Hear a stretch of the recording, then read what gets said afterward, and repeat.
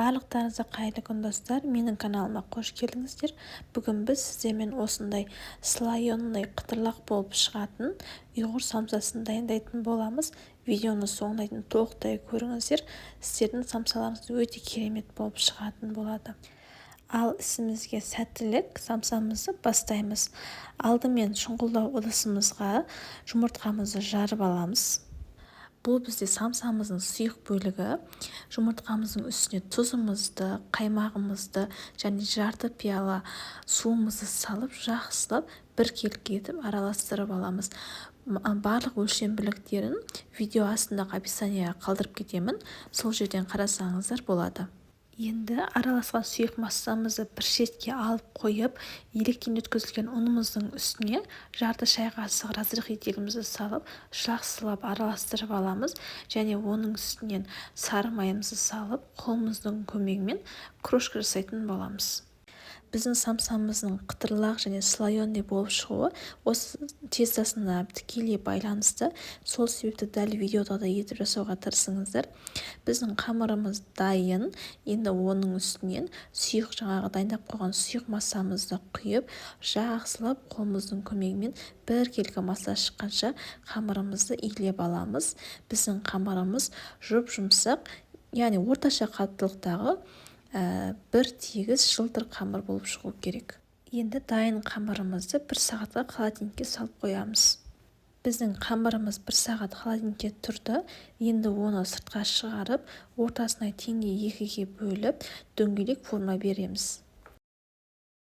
Осы қамырымызды дөңгелек формаға келтіріп болғаннан кейін газымызға сары майымызды қойып, орташа отқа қойып қоямыз. Біздің майымыз толықтай еруі керек. Енді қамырымызды үстелдің үстіне қойып, оқтаудың көмегімен біркелкі етіп жайып шығамыз.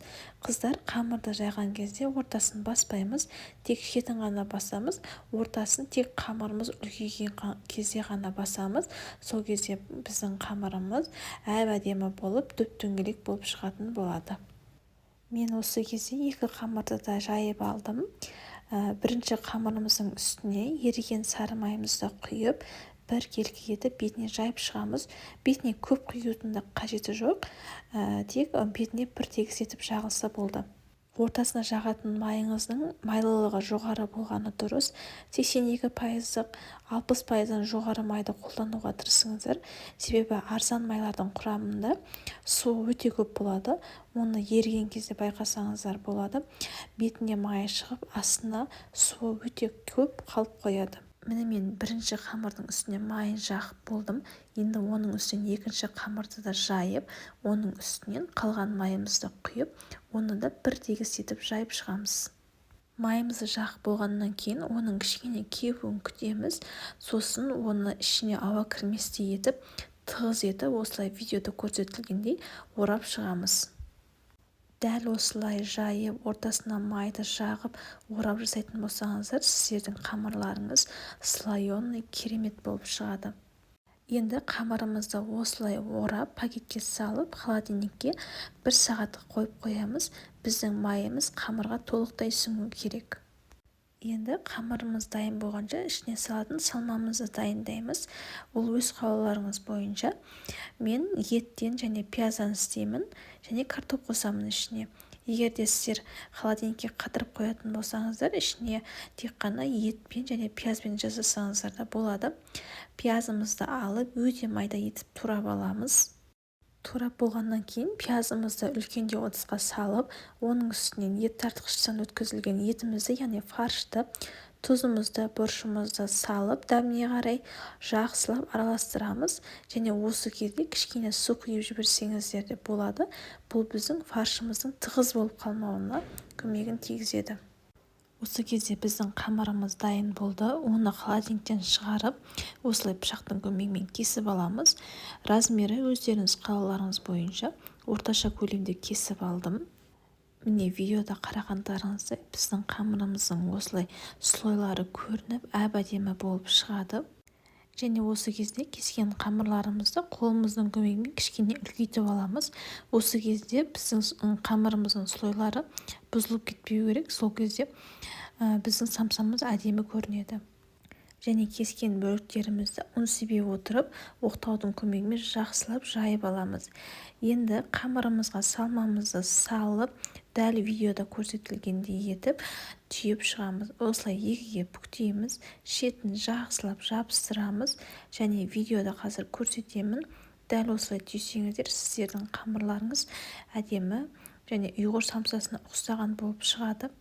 Басында кішкене қиналуларыңыз мүмкін, бірақ кішкене істегеннен кейін сіздердің қолдарыңыз үйреніп кетеді. Немесе бұлай түйе алмасаңыздар, дәл осы самсаны кәдімгі өзіміз жасайтын 3 бұрыш самса етіп жасасаңыздар да самсаларыңыз өте керемет болып шығатын болады. Самсамызды түйгеннен кейін шеткі бөлігін самсаның астына қарай жібереміз. Міне мен екінші самсамды да түйіп бастадым. Тағы бір қайтарып көрсете өтейін. Өте оңай, бір жасасаңыздар қолдарыңыздан келеді. Ең бастысы практика, қайталап жасай берсеңіздер қолдарыңыз үйреніп кетеді. Міне мен самсаларымды түйіп шықтым. Енді оны листке орналастырып, астына пергамент қағазын төсеп, үстінен жұмыртқамызды әдемілеп жабып шығамыз. Жұмыртқаны жағып болғаннан кейін самсамыз әдемі көріну үшін оның үстіне макты, күнжутты сепсеңіздер болады. Қалауларыңыз бойынша. Енді дайын самсамызды 170 градуста беті қызарғанша пісіріп аламыз. Міне біздің самсамыз пісіп шықты. Ыстық самсамызды тарелкамызға орналастырып, отбасымызға тартып өтеміз. Мен бір бөлігін ғана пісіріп, қалған бөлігін осылай морозильникте қатырып қойдым. Керек кезде пісіріп алсаңыздар болады. Міне достар, біздің самсамыз осымен дайын болды. Міндетті түрде жасап көріңіздер, сіздерге толығымен ұнайды деген ойдамын. Отбасыларыңызды қуантыңыздар. Видео ұнаса лайк басып, каналға тіркелуді ұмытпаңыздар. Ас болсын.